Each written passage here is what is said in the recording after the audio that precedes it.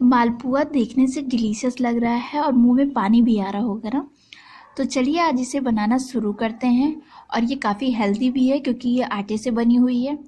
और उससे पहले आपसे ये रिक्वेस्ट है कि अगर अभी तक आपने मेरे चैनल को सब्सक्राइब नहीं किया है तो प्लीज़ आप इसे सब्सक्राइब कर दीजिए। तो चलिए बनाना शुरू करते हैं आटे का टेस्टी सा मालपुआ। आटे का मालपुआ बनाने के लिए मैंने यहाँ पर आधा कप गेहूं का आटा ले लिया हुआ है। ये नॉर्मल वही आटा है जिसका आप लोग रोटी बनाते हैं। तो अब सबसे पहले इसे एक बड़े से बाउल में ट्रांसफ़र कर देती हूँ।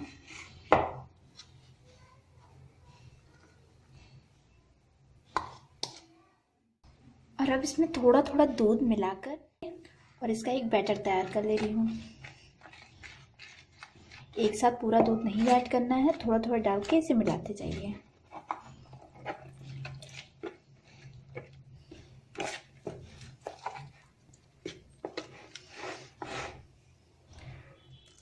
मालपुए में पानी का यूज़ नहीं होता इसलिए मैं पानी का यूज़ बिल्कुल नहीं करूँगी। मैं केवल दूध से ही इसका एक बैटर तैयार करूँगी। तो यहाँ पर पोहे का बैटर बनाने में मुझे लगभग 3/4 कप दूध का यूज़ करना पड़ा है।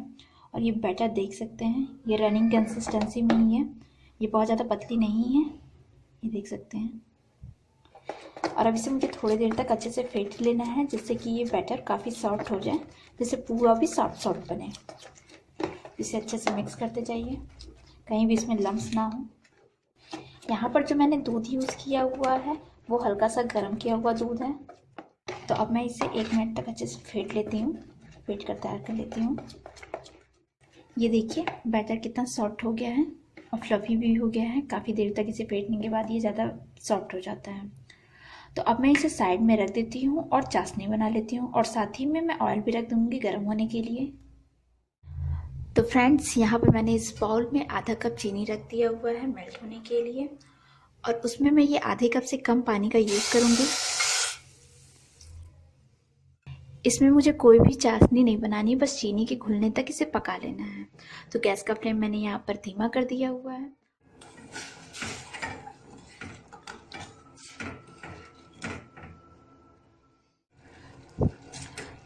तो यहाँ पर आप देख सकते हैं कि चीनी पूरी तरीके से घुल गई है, लेकिन मुझे इसे कुछ देर तक और कुक करना है क्योंकि ये जब तक चिपकने ना लगे तब तक ये पूरी तरीके से तैयार नहीं है। अब ये देख सकते हैं ये चिपक नहीं रही है, तो कुछ देर और कुक करना है इसे।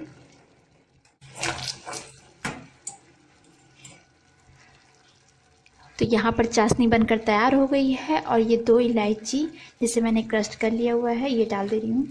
आप इसमें कोई भी फ्लेवर दे सकते हैं, इलायची की जगह आप केसर का भी फ्लेवर दे सकते हैं। तो अब मैं गैस को ऑफ कर देती हूँ और इसे ठंडा हो जाने देती हूँ। तब तक मैं मालपुए को तलकर तैयार कर ले रही हूँ। और अब मैं इसे दिखाती हूँ, ये देखिए ये चिपक रहा है। तो यहाँ पर पैन में मैंने ऑयल और घी दोनों का यूज़ किया हुआ है। ये गर्म हो चुकी है, इसे मुझे बहुत ज़्यादा गर्म नहीं करना है। तो मैं थोड़ा थोड़ा करके इसमें बैटर डालती हूँ।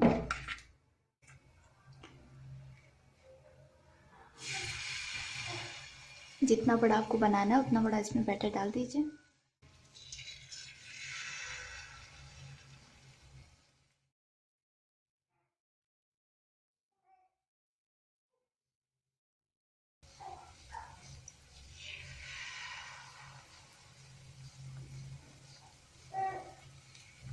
इसे हल्का सा स्प्रेड कर दीजिए।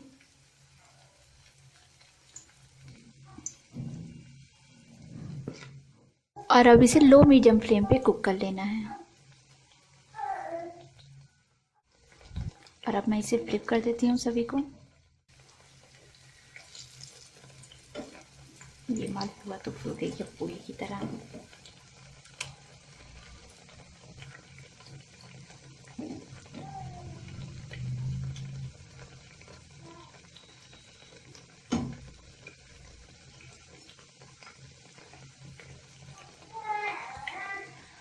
तो अब मुझे इसे दोनों तरफ से गोल्डन फ्राई कर लेना है।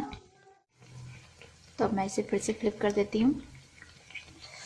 और ये देखिए हल्का हल्का सा गोल्डन हो गया है, इसे थोड़ा सा और कुक करना है।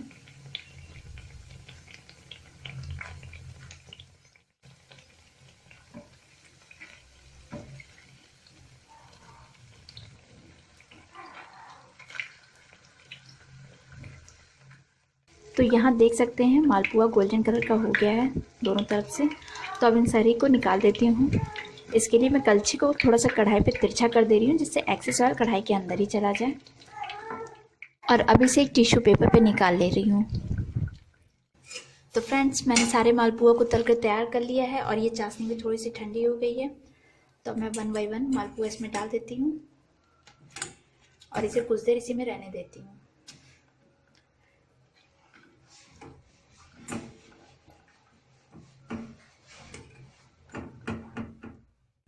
जिससे कि ये चाशनी को अच्छे से अब्सॉर्ब कर लें। तो फ्रेंड्स, यहाँ पर मैंने इसे अच्छे से डिप कर लिया है और अब मैं इसे बाहर निकाल देती हूँ। ये अच्छे से चाशनी को अब्सॉर्ब कर लिया है। अच्छा, और ये देखिए,